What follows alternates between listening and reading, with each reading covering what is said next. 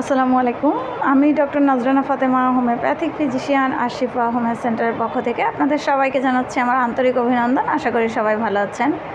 আজকে আমি যে টপিকসটি নিয়ে আলোচনা করব সেটি হচ্ছে হোমিওপ্যাথিক মেডিসিন কি স্টেরয়েড জাতীয় কোনো মেডিসিন? এটি অনেকের মনেই প্রশ্ন, সর্বস্তরের মানুষের মনেই আসলে এই প্রশ্নটি।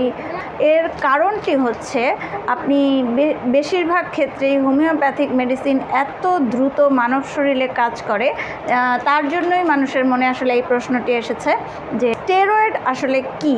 স্টেরয়েড হচ্ছে 27 থেকে 29 কার্বন পরমাণু বিশিষ্ট আইসোপ্রিময়েড যৌগ এবং অ্যালার্জি, অ্যাজমা বা হাঁপানি, এক্সিমা, আর্থ্রাইটিস বা প্রদাহজনিত পেটের যে কোনো রোগ বা আইবিএস বা অন্য অনেক রোগের ক্ষেত্রে যেখানে জরুরি ভিত্তিতে ব্যথা কমাতে হবে সেই ক্ষেত্রে বা স্টেরয়েডগুলো অ্যালোপ্যাথিতে ব্যবহৃত হয়।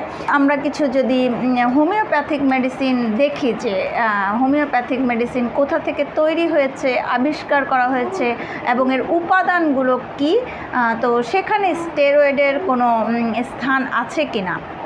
আমরা যদি প্রথমে দেখি কোকুলাস ইন্ডিকা ওষুধটি। কোকুলাস ইন্ডিকা ওষুধটি হচ্ছে হোমিওপ্যাথিতে বহুল ব্যবহৃত একটি ওষুধ। এই ঔষধটি অনেক ক্ষেত্রেই ব্যবহার করা হয়। এটি ভারতীয় একটি আগাছা। এই আগাছাকে অনেকে কাক ফল নামেও চিনে।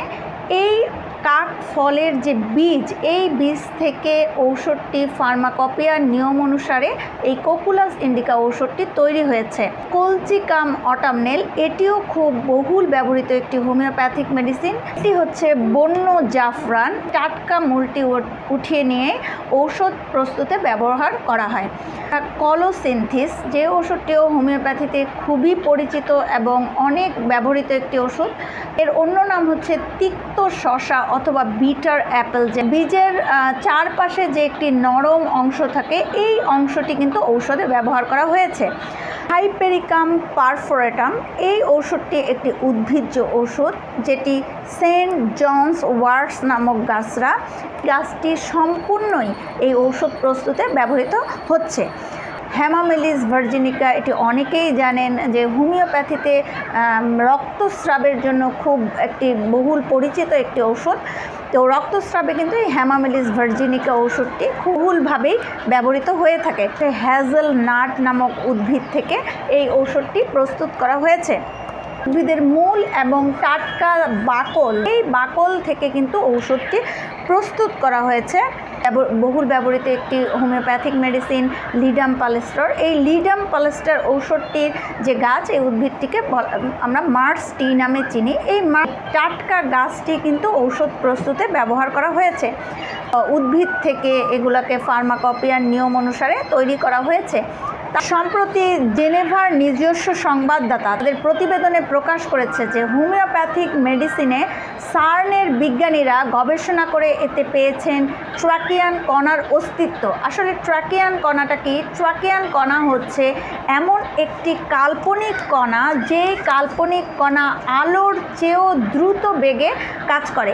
তো হাইপোথেটিক্যাল যে কণা, এর বেগ আলোর বেগের চেয়েও বেশি। সার্নের বিজ্ঞানীরা লার্জ হেড্রন কোলাইডারে হোমিওপ্যাথিক ঔষধের 30C মাত্রা ন্যানো স্প্রে করে কিন্তু এই কণার অস্তিত্ব খুঁজে পেয়েছেন। এই কণার মাধ্যমে হোমিওপ্যাথিক ঔষধের ইলেকট্রনে স্পিন অ্যান্টি স্পিন পরিবর্তিত করে জীবদেহকে সুস্থ করে তোলে। ট্রাকিয়ান কণার প্রথম বর্ণনা দিয়েছিলেন জার্মান পদার্থবিজ্ঞানী আর্নল্ড সমারসেল্ড। অবশ্য জর্জ সুদর্শন, অক্সেলা মাইরন, বিলানায়েক, বিজয় দেশপান্ডে এবং জেরাল্ড ফেইনবার্গ বিষয়ে গবেষণার যে তাত্ত্বিক কাঠামো, এই তাত্ত্বিক কাঠামোটি এই 4 জন বিজ্ঞানী তৈরি করেছিলেন এবং এই 4 জন বিজ্ঞানীকে 1960-এর দশকে ট্রাকিয়ান নামকরণের কৃতিত্ব দেওয়া হয়। এই আবিষ্কারটি পদার্থ বিজ্ঞানের সঙ্গে সঙ্গে চিকিৎসা বিজ্ঞানেও নবদিগন্ত খুলে দিল।